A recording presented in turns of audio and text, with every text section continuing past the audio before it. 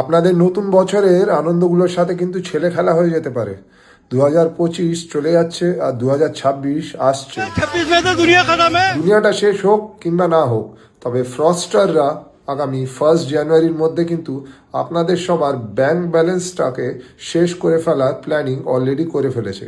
তাই এই ভিডিওটা শেষ অবধি দেখুন, না হলে আপনাদের হ্যাপি নিউ ইয়ারটা কিন্তু স্যাড নিউ ইয়ারে পরিণত হয়ে যেতে পারে।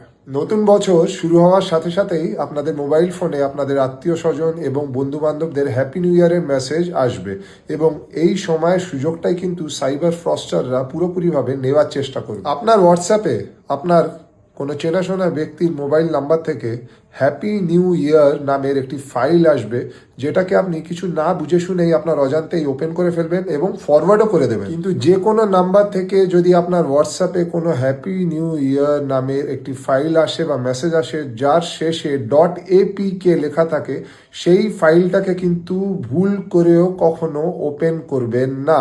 কেননা হতে পারে আপনার যিনি চেনাশোনা ব্যক্তি আপনাকে মেসেজটা পাঠিয়েছেন, ওনার ফোন অলরেডি হ্যাকাররা হ্যাক করে রেখে দিয়েছে এবং সেইখান থেকেই কিন্তু আপনাকে ওই ফাইলটি তারা পাঠাচ্ছে।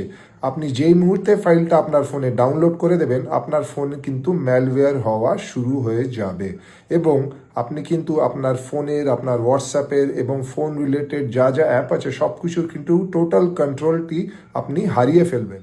এবং তারপরেই আপনারই হোয়াটসঅ্যাপ থেকে ফ্রস্টাররা আপনার চেনাশোনা লোকজন, বন্ধুবান্ধব এবং পরিবারের লোকজনকে ফাঁসিয়ে দিতে পারে।